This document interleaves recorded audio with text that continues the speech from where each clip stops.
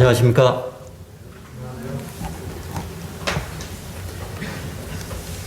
이사야서 44장입니다.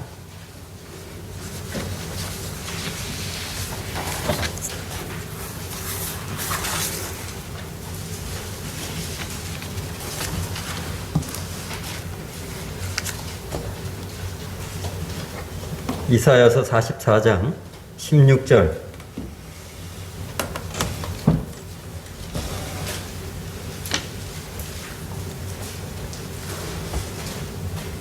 이스라엘의 왕인 여호와, 이스라엘의 구원자인 만군의 여호와가 이같이 말하노라.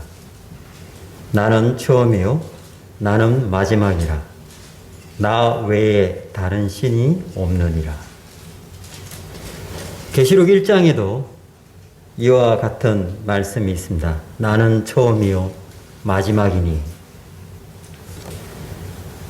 하나님은 창조자이시고 또 심판자이시고 영원한 하나님이시며 또 시간을 초월하는 하나님이신 것을 이렇게 보게 됩니다. 오늘 제가 교제 나누고자 하는 주제는 성경에 나타난 하나님의 시간표입니다.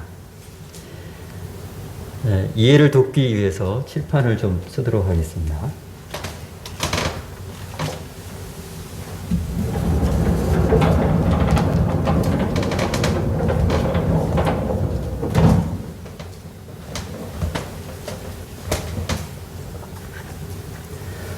먼저 창세기 1장 1절에 이렇게 기록되어 있습니다. 태초에 하나님이 천지를 창조하시니라.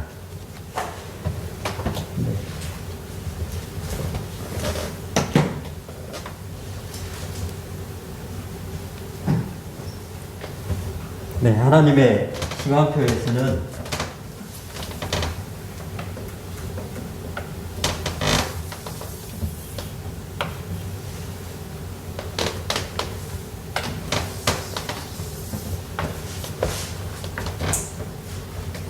창조 시점이 있다는 것입니다. 그게 시간적으로 약 BC 4004년 정도 이렇게 볼 수 있는데요. 구약을 BC라고 이렇게 생각해 볼 수 있고, BC 4004년, 이 BC라는 뜻이 Before Christ라고 주님 오시기 전 오늘 이렇게 볼 수 있습니다. 하나님께서 창조하신 이 시작점이 BC 이렇게 생각해 볼 수 있다고 생각이 듭니다. 하나님께서 태초에 천지를 창조하셨고 첫째 날에 무엇을 창조했습니까? 빛이 있으라 라고 했고 낮과 밤을 구분을 지었습니다. 그리고 둘째 날에는 하늘, 궁창 위의 물과 궁창 아래의 물을 이렇게 나누었습니다. 셋째 날에는 육지의 식물, 즉 과일나무 이렇게 만드셨고요. 넷째 날에는 해와 달과 별을 창조하셨고요. 다섯째 날에는 하늘에 사는 조류, 또 바다에 사는 어류, 이것을 생각해 볼 수 있습니다. 여섯째 날에는 육지에 사는 동물과 또 사람을 만드신 것을 볼 수 있습니다. 일곱째 날에는 잘 아시는 바와 같이 안식을 취했던 것을 보고요. 하나님께서 이와 같이 여섯째 날까지 창조하신 후에 후렴 부분에 이렇게 말씀하셨습니다. 하나님 보시기에 좋았더라. 즉 사람이 하나님의 창조한 이 사역 앞에 지내기에 너무나 완벽했고 살기에 좋았던 것을 볼 수 있습니다. 사람이 살아가는데 조금도 부족함이 없었던 것을 생각해 볼 수 있고요. 또한 동물들도 동일하게 이와 같이 이 지구상에서 살아가는데 조금도 부족함이 없었던 것을 생각해 볼 수 있습니다. 하나님의 창조 속에 는 사람을 이렇게 만드셨는데요. 아담과 하와를 통해서 이 에덴 동산에 지내게 했었죠.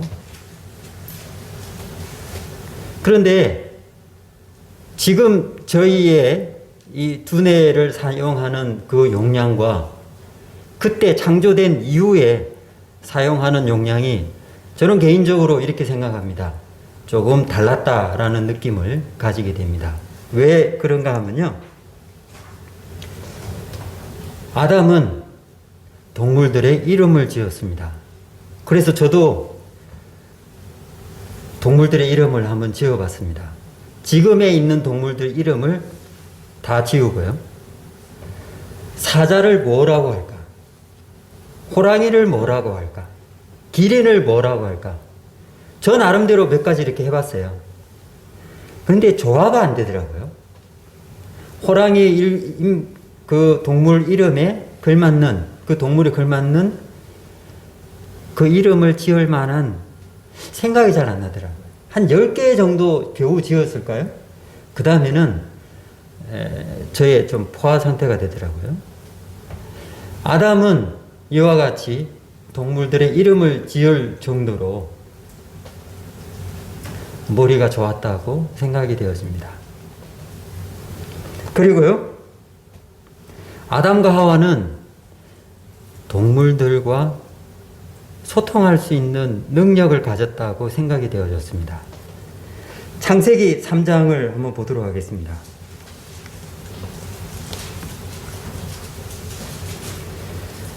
창세기 3장 1절. 그런데 뱀은 여호와 하나님이 지으신 들짐승 중에 가장 강교하니라. 뱀이 여자에게 물어 이르되 하나님이 참으로 너에게 동산 모든 나무 열매를 먹지 말라 하시더냐. 여자가 뱀에게 말하되 동산 나무 열매를 우리가 먹을 수 있으나 동산 중앙에 있는 나무 열매는 하나님 말씀에 너희는 먹지도 말고 만지지도 말라 너희가 죽을까 하노라 하셨느니라. 뱀이 여자에게 이르되 너희가 결코 죽지 아니하리라. 너희가 그것을 먹는 날에는 너희 눈이 밝아져 하나님과 같이 되고 선악을 알 줄 하나님이 아심이니라. 자, 이 부분은 제가 세상에 들어오게 되는 부분입니다. 그런데 그 부분을 좀 다르게 생각을 해보면 뱀하고 말을 하는 모습을 볼 수 있습니다. 지금 뱀하고 저희가 소통할 수 있는가요? 전혀 그럴 수가 없죠. 구약에서는 당나귀하고 소통했던 사람이 있었습니다. 발람이었죠. 이 일로 인해 가지고 창조 시대에는 죄가 세상에 들어오게 되었습니다. 그리고 사람들에게 죄 아래 놓이게 되는 슬픈 일이 생기게 되었던 것입니다. 이것이 바로 창조 시대에 나타난 일입니다.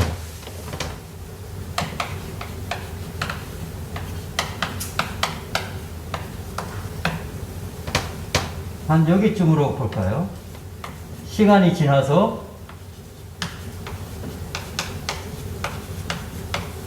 노아 시대가 도래합니다. 그 전에 창조 시대를 통해서 우리가 영적으로 생각해 볼 수 있는 것은 뭐냐면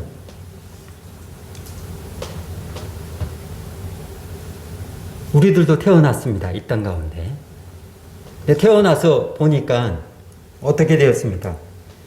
죄 아래 태어나게 되었던 것입니다. 그리고 우리는 죄인이라고 불려지게 된 것입니다. 하나님의 창조에 기쁨도 있었지만 불순종함으로 인하여 죄 아래 놓이게 된 결과였습니다. 우리들도 이 땅 가운데 부모의 소중한 자녀로 태어났지만 그것의 결과는 어떻게 되었습니까? 죄인으로 태어나게 되었고 죄인으로 살아가게 된 것입니다. 두 번째, 노아 시대를 통해서 한번 또 살펴보도록 하겠습니다. 창세기 6장입니다. 노아 시대의 특징이 또 하나 있는데요. 창세기 6장 5절입니다.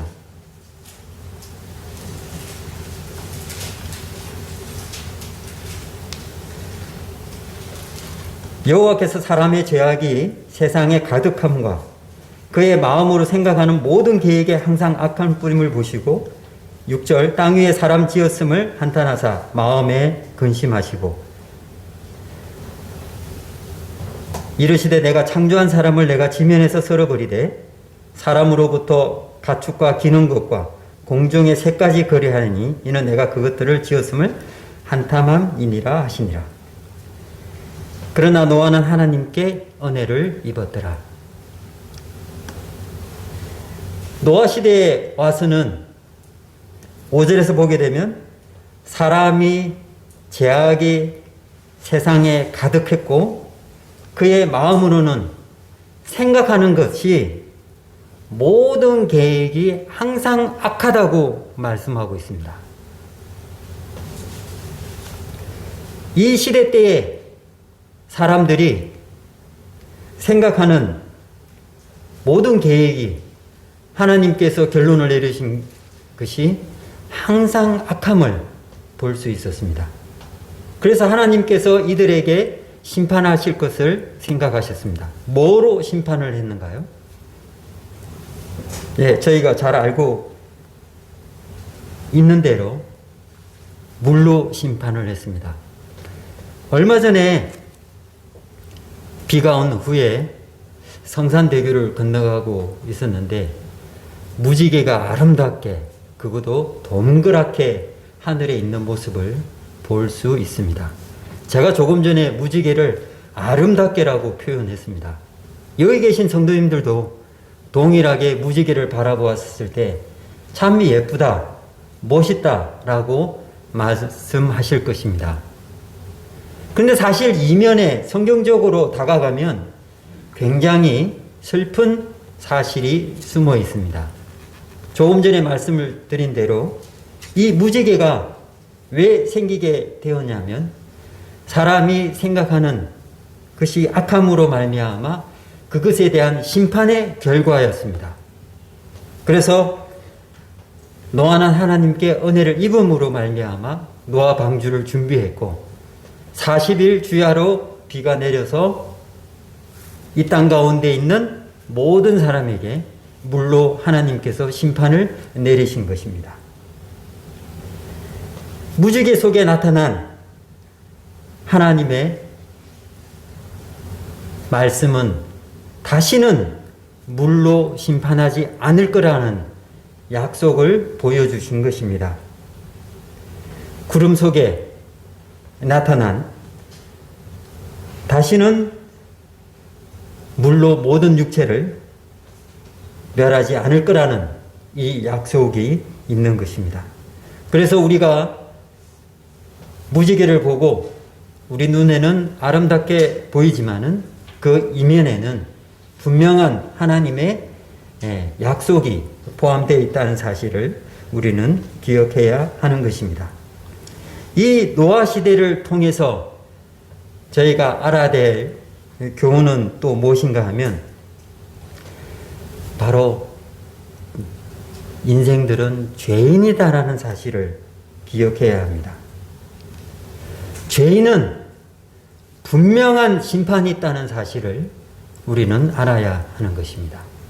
이 노아 시대를 통해서 하나님께서 친히 이렇게 보여주신 장면입니다. 세 번째로 보게 되면 이제 족장 시대로 이렇게 넘어오게 되는데요.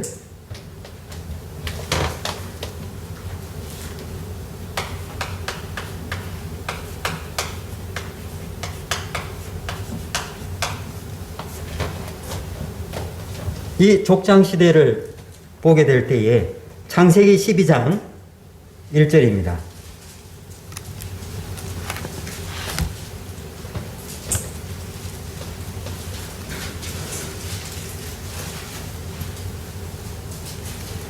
창세기 12장 1절. 여호와께서 아브라함에게 이르시되 너는 너의 고향과 친척과 아버지의 집을 떠나 내가 내게 보여줄 땅으로 가라. 내가 너로 큰 민족을 이루고 내게 복을 주어 내 이름을 창대하게 하리니 너는 복이 될지라. 너를 축복하는 자에게는 내가 복을 내리고 너를 저주하는 자에게는 내가 저주하리니 땅의 모든 족속이 너로 말미암아 복을 얻을 것이라.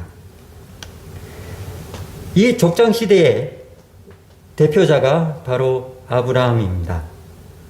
아브라함의 자녀 이삭이 있고요. 이삭의 자녀 야곱이 있습니다. 물론 예수도 있지만요. 이 야곱을 통해서 하나님께서 야곱을 통해서 시험하신 것이 있습니다. 그것이 무엇이었는가요?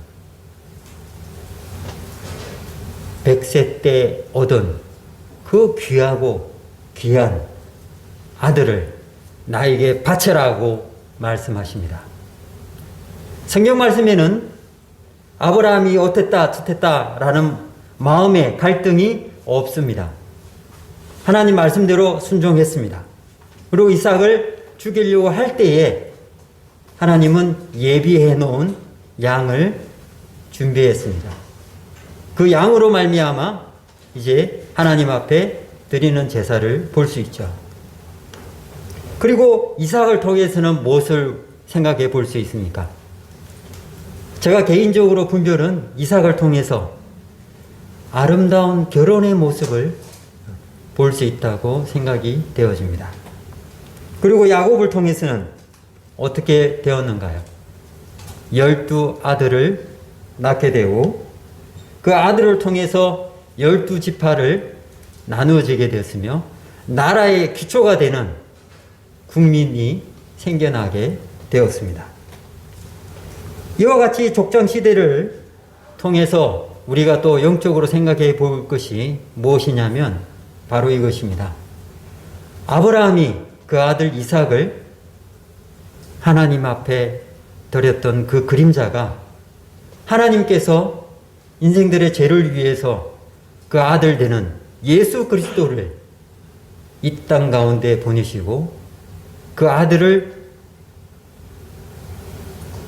죽이시기 위함인 그 그림자를 우리에게 보여주고 있는 것입니다. 그리고 아브라함에게 통해서 뭐라고 이야기하고 있는가 하면요. 로마서에 나와 있듯이 아브라함이 하나님을 믿음에 그것이 그에게 의로 여겨졌다라고 기록되어 있듯이 어떻게 되었을까요? 믿음으로 구원을 받을 것을 우리에게 영적으로 교훈해 주고 있는 부분입니다. 예. 네 번째로 이 이후에 노예 시대가 도래하게 됩니다.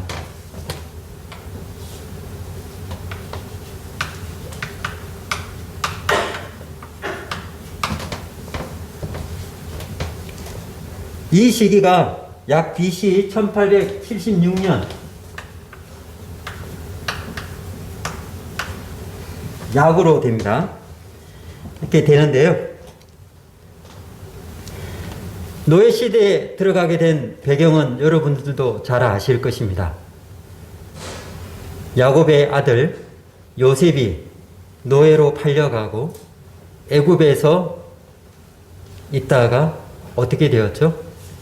꿈을 해석함으로 인해서 애굽의 총리가 됩니다. 그리고 가뭄이 있고 그리고 야곱과 그의 형들과 형제들이 애굽으로 내려와서 고센 땅에 지내게 됩니다. 그때부터 이스라엘의 백성들은 애굽의 노예로 전락하게 되는 거죠. 출애굽기 1장입니다.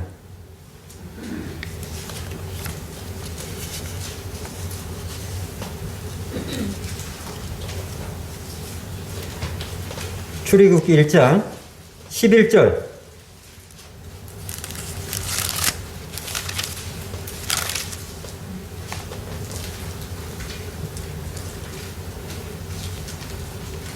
감독들을 그들 위에 세우고 그들에게 무거운 짐을 지워 괴롭게 하여 그들에게 바로를 위하여 국고성 비돔과 라암셋을 건축하게 하니라. 그러나 학대를 받을수록 더욱 번성하여 퍼져나가니 애굽 사람이 이스라엘 자손으로 말미암아 근심하여 이스라엘 자손에게 일을 엄하게 시키고 어려운 노동으로 그들의 생활을 괴롭게 하니 곧 흙 이기기와 벽돌 굽기와 농사의 여러 가지 일이라. 그 시키는 일이 모두 엄하였더라. 네, 애굽에 이스라엘 백성들을 모르는 왕이 올라왔고 그 왕은 이스라엘 백성들에게 이와 같은 노역을 시키게 됩니다. 무거운 짐을 시키고 괴롭게 하고 그리고 학대를 했습니다.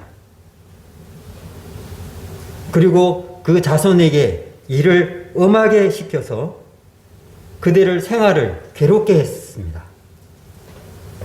그러니까요, 무거운 짐을 지우고 괴롭게 하고 학대하고 힘들게 하니까 이스라엘 백성들이 어떻게 했죠?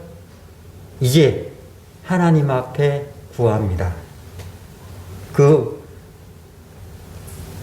고통을 이기지 못해서. 출애굽기 2장 23절에 이렇게 기록되어 있습니다. 여러 해 후에 애굽 왕은 죽었고 이스라엘 자손은 고된 노동으로 말미암아 탄식하며 부르짖으니 그 고된 노동으로 말미암아 부르짖는 소리가 하나님께 상달된지라. 이스라엘 백성들의 기도를 들으셨고 그리고 하나님은 아브라함과 이삭과 야곱에게 한 약속을 기억하게 됩니다. 그리고 하나님은 이스라엘 자손들을 돌보셨고 하나님이 그들을 기억하셨다라고 2장 25절에 이렇게 기록되어 있습니다. 어떻게 되었는가요? 이 기도를 들으시고 한 사람을 세웠죠. 모세를 세웠습니다. 근데 애굽의 왕은 그래, 너희가 이제까지 아주 훌륭하게 일을 했으니까 이제 너희들끼리 나가라, 그렇게 했습니까? 절대로 아니었죠. 하나님께서 10번의 재앙을 내렸죠. 9번까지 껐떡하지 않았습니다.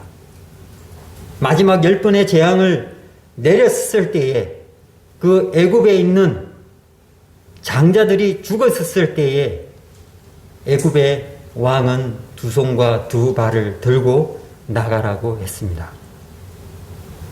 그런데 이 10번의 재앙 속에 무엇이 있었습니까?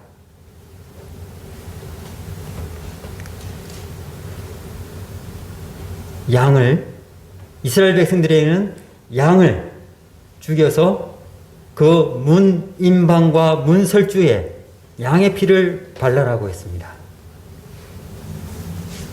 그래서 죽음의 사자가 문설주에 피가 발려있는 집은 그냥 지나가게 되었고 그렇지 않는 집은 동물이든 사람이든 첫째 장자가 다 죽게 되었던 것입니다. 이것을 통해서 우리가 영적으로 또 생각해 볼 수 있는 것은 바로 이것입니다. 우리는 세상의 죄인으로 공중권세 자본자 아래에서 노예로 살아가고 있었습니다. 구원을 어떻게 받았는가요? 이것을 아는 자가 나는 죄인이구나 알았을 때에, 그리고 그곳에서 신음하고 있을 때에 하나님께서 빛을 보여주시고 예수 그리스도를, 그 십자가에서 흘리신 그 피를 저의 마음의 문임방과 문설주에 발랐을 때에 거듭날 수 있는 놀라운 비밀을 허락해 주신 것입니다. 네, 그리고 나서 이스라엘 백성들은 드디어 출애굽을 하게 됩니다. 여기는 모세 시대, 즉 광야 시대라고 생각해 볼 수 있습니다.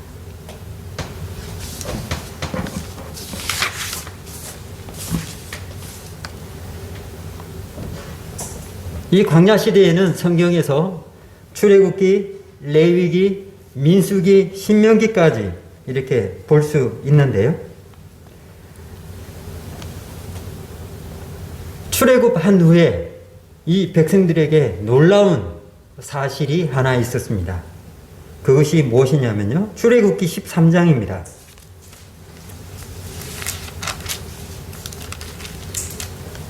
출애굽기 13장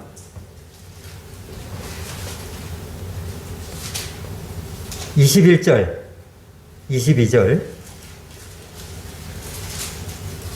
여호와께서 그들 앞에서 가시며 낮에는 구름 기둥으로 그들의 길을 인도하시고 밤에는 불 기둥으로 그들에게 비추사 낮이나 밤이나 진행하게 하시니 낮에는 구름 기둥, 밤에는 불 기둥이 백성 앞에서 떠나지 아니하니라. 드디어 이스라엘 백성들은 애굽에서 고통하는 그것을 털어버리고 출애굽을 하게 되었습니다. 그리고 광야 생활을 시작하게 되는데요. 이 광야 생활을 시작할 때에 하나님은 놀라운 이적을 이스라엘 백성들 앞에 보입니다. 이 백성들 앞에서는 낮에는 구름 기둥으로 밤에는 불 기둥으로 하나님의 살아계심을, 하나님의 전지전능하심을 나타내 보입니다. 그런데 어떻게 되었는가요?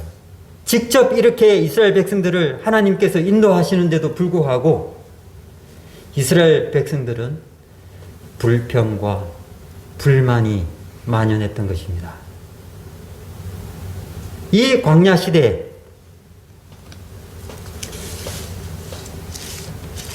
우리가 생각해 볼 수 있는 것은 바로 이것입니다. 하나님을 믿고 구원받은 자가 이제 하나님께서 인도하시는 광야 생활을 하는 것입니다. 직접 하나님께서 그 구원받은 자에게 놀라운 방법으로 그들을 이끌고 있는 것입니다. 그런데 어떻게 하고 있는가요? 이스라엘 백성들처럼 저도 아직 그 애굽 생활을 버리지 못해서 애굽 생활을 갈구하고 있는 것입니다. 광야 생활에 먹을 것이 없다고 투덜대기도 하고, 저 애굽에 있었으면 양파와 파와 고기를 마음껏 먹을 수 있었는데 라고 이야기를 하는 것입니다. 근데 하나님은 그때마다 어떻게 하셨죠? 이스라엘 백성들을 교훈해 주십니다. 그들의 불평과 불만을 다 들어주십니다. 그렇지만 그것에 대한 결과는 본인이 받아야 했던 것입니다. 그래서 하나님께서 하늘을 통해서 만나를 내려주시고요. 또 메추라기를 보내주시고요. 그들이 목마르다고 그럴 때에 바위를 쪼개서 물을 내게 하셨던 것입니다. 구원받은 성도가 이와 같이 하나님께서 직접 인도하고 살아계심을 직접 보이지만은 우리의 연약함은 애굽의 것을 늘, 이 세상 것을 늘 추구하고 있다는 사실을 모세 시대, 광야 시대를 통해서 이렇게 살펴볼 수 있는 것입니다. 여기에서 놀라운 하나님의 약속이 있습니다. 찾지는 않겠지만은 출애굽 19장 5절 6절을 보게 되면 이렇게 기록하고 있습니다. 내 말을 듣고 내 언약을 지키면 너희는 모든 민족 중에서 내 소유가 되겠고 너희가 내게 대하여 제사장 나라가 되며 거룩한 백성이 되리라고 이 말을 이스라엘 자손에게 전할지라고 말씀하고 있습니다. 하나님의 백성, 이스라엘 백성들이 출애굽한 후에 내 말을 듣기만 한다면 내가 너희들에게 언약을 보일 것이며 또 너로 말미암아 내 제사장 나라가 될 것이라고. 근데 되었죠. 우리들은 하나님 말씀 앞에 잘 순종하고 있는가요? 이렇게 말하는 제 자신이 솔직히 부끄러운 마음이 있습니다. 그러나 분명한 것은 이렇게 잘 되지 않지만은 하나님의 약속은 분명하다는 사실을 늘 기억해 보시기를 바랍니다. 그리고 이때에 늘 기억해야 될 것이 뭐냐면 바로 이 말씀입니다. 출애굽기 20장 2절입니다. 우리가 어려울 때 늘 기억해야 될 말씀, 이스라엘 백성들이 늘 기억해야 될 말씀은 출애굽기 20장 2절 나는 너를 애굽 땅 종되었던 집에서 인도하여 낸 내 하나님 여호와라는 사실을 기억해야 된다는 것입니다. 우리들도 이 땅 가운데서 어려움을 당하고 또 믿음에 약하여질 때에 우리가 다시 구원받은 그 말씀을 하나님께서 나를 어떻게 구원해 주셨는가를 돌아본다면 우리는 다시 하나님 앞에 엎드리고 다시 하나님을 바라보고 또 그분을 붙잡을 수 있는 용기가 생긴다는 것입니다. 이스라엘 백성들에게도 이와 같이 하나님께서 분부하고 있는 말씀입니다.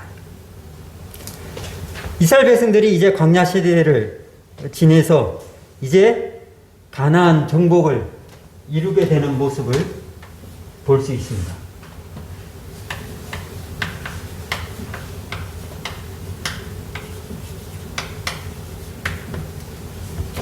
이 시기가 BC 1451년 정도 되는 것을 볼 수 있습니다. 가나안 정복은 모세로 말미암아 되어지지 않았습니다. 가나안 정복은 모세의 후계자 여호수아로 말미암아 이루어졌습니다. 가나안 땅에 들어가게 될 때에 하나님께서 그들에게 절대적인 필요로 했던 것을 볼 수 있습니다. 여리고성이 굉장히 컸었죠. 여리고성은 이스라엘 백성들이 무너뜨렸습니까? 아닙니다. 그들은 한 것은 온전히 하나님 말씀 앞에 순종한 것밖에 없습니다. 하루에 한 바퀴씩 마지막 날에 7바퀴 돌았을 때에 하나님께서 여리고성을 무너뜨린 것입니다. 그때에 이스라엘 백성들은 들어가서 여리고성을 점령했습니다. 하나님의 도움 없이는 이 여리고성을 정복할 수 없었습니다. 이것처럼 우리가 영적으로 바라볼 수 있는 것은 구원받은 성도님들이 이 땅 가운데 있을 때 참으로 큰 성들이 많이 있습니다. 그 성들을 제가 어떻게 해서 무너뜨리려고 하면 이 세상이 호락호락하지 않는다는 것입니다. 어떻게 해야 되는가요? 하나님을 의지할 수밖에 없습니다. 말씀을 내 마음 가운데 믿음으로 둘 수밖에 없는 사실입니다. 큰 성을 무너뜨리고 정복했습니다. 여리고성을. 그 다음의 성은 무엇이었는가요? 조그만한 아이성이었습니다. 그 아이성은 이스라엘의 전 병력이 출동하지 않았습니다. 약 3,000명 정도밖에 가지 않았습니다. 근데 어떻게 되었는가요? 패배하고 말았죠. 무엇 때문에요? 한 사람이 범죄함으로 말미암아 패배하게 되었던 것입니다. 우리 삶에 이와 같은 작은 일에 불순종함으로 인하여 작은 일에 넘어지는 계기가 바로 이와 같다는 사실입니다. 그 성을 점령할 때는 하나님을 절대적으로 의지해야 되며 믿어야 되며 말씀 앞에 굳건히 서야 된다는 사실입니다. 그래야만이 여리고성을 하나님께서 도우심으로 점령할 수 있었듯이 우리 성도님들에게도 동일하게 이와 같이 하나님의 도우심으로 이 세상의 성을 점령할 수 있고 또 믿음으로 승리할 수 있는 일을 이렇게 볼 수 있습니다. 네. 그 다음에는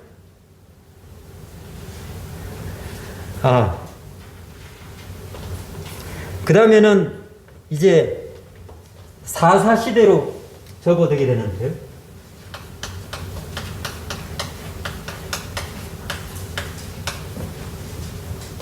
이 시기가 BC 1390년임을 볼 수 있습니다.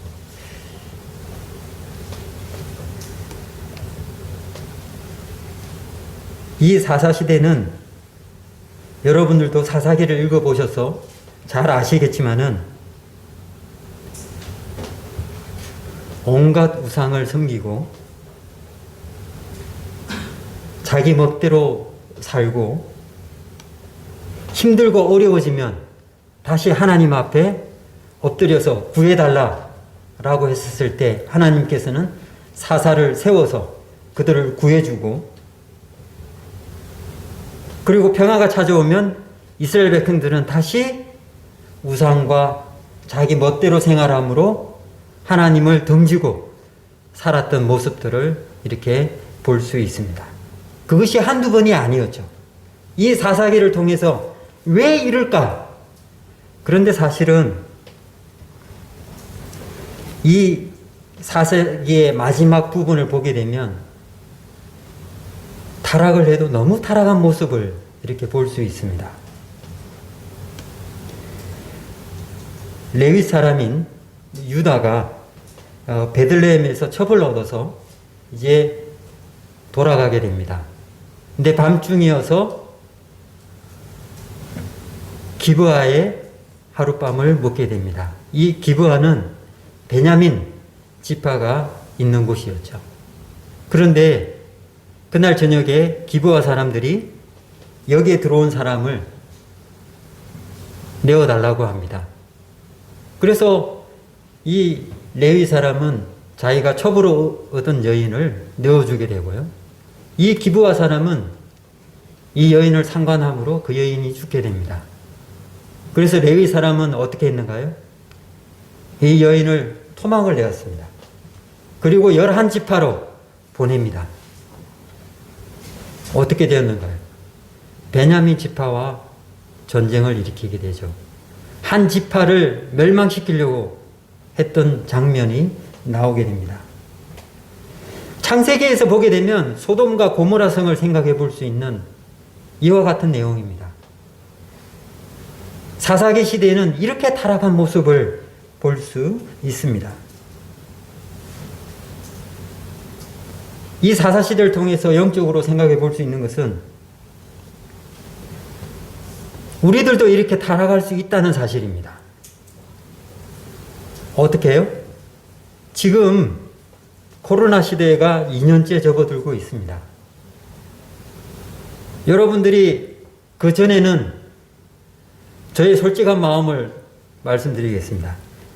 이제 다음 주부터 금요 집회, 기도 집회를 하게 되었다는 광고를 들었습니다. 부담되지 않으십니까? 수요일만 왔는데, 수요일하고 일요일만 왔는데, 금요일까지 한다고 하니, 좀 부담되네? 저의 저 밑바닥에 있는 꿈틀거리는 마음이 일어나는 것입니다. 벌써 이 코로나로 말미암아 여러분들의 마음은 어떻게 변해버렸습니까? 아, 모이지 않는 것이 편하네. 아, 뭐 집에서도 예배 드릴 수 있는데. 맞습니다. 그게 나쁘다는 것이 아닙니다. 그러나 우리가 영적으로 한번 되돌아본다면 과연 어떤 것이 더 아름다운 일인가를 생각해 볼 필요성이 있다는 것입니다. 우리의 삶에도 이 땅 가운데 살아가면서 어려운 경험을 많이 당합니다.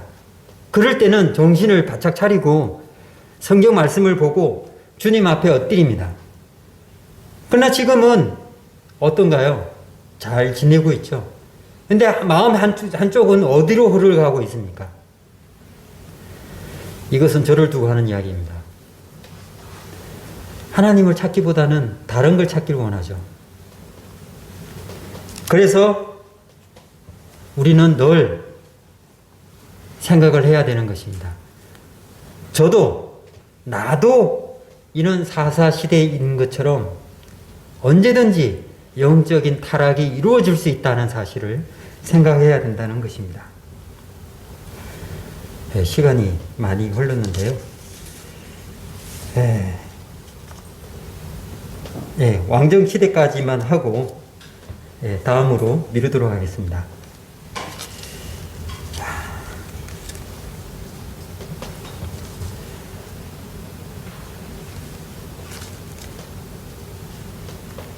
왕정시대. 이 사사시대 이후에 왕정시대가 돌아오게 되었습니다. BC 1105년 좀 되는데요. 사무엘 상하, 열왕기상하를 이렇게 볼 수 있습니다.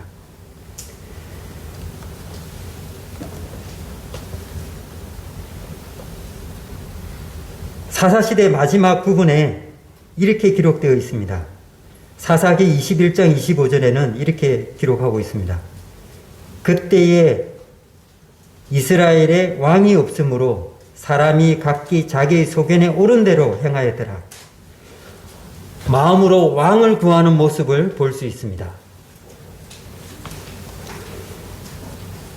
그러고 나서 이제 실제적으로 사무엘 선지자에게 이스라엘 백성들이 찾아와서 왕을 구합니다. 사무엘상 8장 4절에서 8절까지인데요. 이렇게 이야기합니다. 5절 후반절 5절부터 보도록 하겠습니다. 그에게 이르되 보소서 당신은 늙고 당신의 아들들은 당신의 행위를 따르지 아니하니 모든 나라와 같이 우리에게 왕을 세워 우리를 다스리게 하소서 한지라. 근데 여기서 중요한 거는요. 바로 이겁니다. 7절 여호와께서 사무엘에게 이르시되 백성이 내게 한 말을 다 들으라. 이는 그들이 너를 버림이 아니요 나를 버려 자기들의 왕이 되지 못하게 함이니라. 8절 내가 그들을 애굽에서 인도하여 낸 날로부터 오늘까지 그들이 모든 행사로 나를 버리고 다른 신들을 섬긴같이 내게도 그리하였도다. 네, 이스라엘 백성들은 드디어 선지자를 통해서 그들의 마음 가운데 하나님이 첫 번째였고 그 다음에 선지자였습니다. 이제 이방인들의 나라들처럼 왕을 구하는 모습을 볼 수 있는 것입니다. 이 왕을 구한다는 뜻은 여기에 나와 있는 대로 그들이 너를 버림이 아니요 나를 버려 자기들의 왕이 되지 못하게 함이니라.